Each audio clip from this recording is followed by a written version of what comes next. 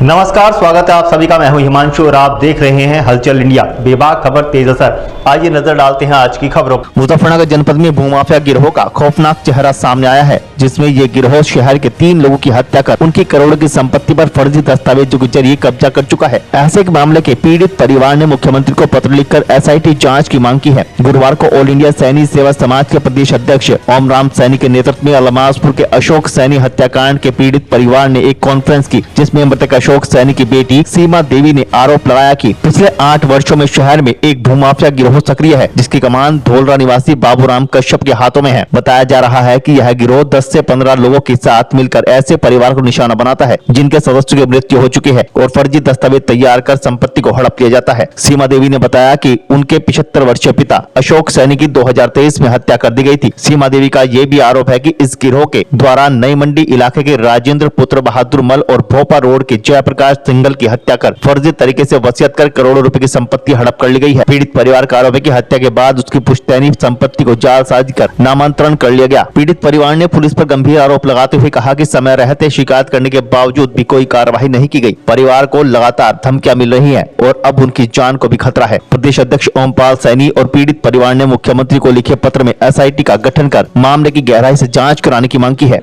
आज अलमासपुर गांव में अशोक राजा सैनी करके एक आदमी की हत्या हो गई थी 2 साल पहले 2023 में। उसके बच्चों के द्वारा और हमारे यहाँ के जो जिलाध्यक्ष हैं, पूर्व में भी और वर्तमान में जो जिलाध्यक्ष हैं, उनके द्वारा संज्ञान में दिया गया मेरे कि यहाँ सैनी समाज की प्रॉपर्टी है, बड़ी कीमती ज़मीन है, उस पर कुछ लोगों के गलत नज़र है, उसको कब्जाना चाहते हैं। उसी संदर्भ में उसकी हत्या हुई थी और अभी जो आया संज्ञान में मामला, उसकी वसीयत फर्जी तरीके से मरने के बाद उसकी फर्जियत दिखाकर उस वसीयत के आधार पर किसी दूसरे को आदमी को बेनामा कर दिया। जो गिरोहबंद आदमी, जो माफिया तरह के लोग हैं, उनको बेनामा कर दिया गया।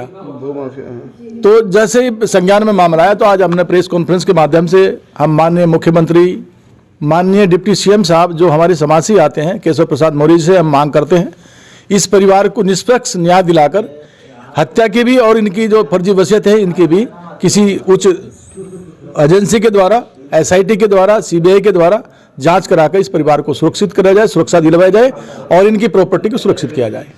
इस संबंध में इस परिवार के लोगों के द्वारा अधिकारियों को भी अवगत कराया जा चुका है, लेकिन क्या लगता है कि इसके बावजूद भी कोई कार्रवाई नहीं की जा रही है? हम सुशासन की बात करते हैं, सुशासन को है भी सुशासन, मैं मानता हूँ सुशासन है प्रदेश में, लेकिन यहाँ के जो अधिकारी हैं, कुछ अधिकारी पैसे के बल पर फर्जी वसीयत आप देख लीजिए। जो आदमी, अगर आपकी रजिस्टर्ड वसीयत होगी, आदमी का फोटो खींचेगा, जाना पड़ेगा वहाँ, लेकिन आप फर्जी वसीयत के आधार पर 2-3 मामले और हैं मुजफ्फरनगर में, जो पहले फर्जी वसीयत के आधार पर उनकी प्रॉपर्टी कब्जा ली गई। तो आप कैसे कह सकते हैं सुशासन? कैसे है सुशासन? अधिकारियों की मिलीभगत से प्रशासन को बदनाम करने के, शासन को बदनाम करने के इन लोगों के, इन अधिकारियों के खिलाफ भी कार्रवाई होनी चाहिए।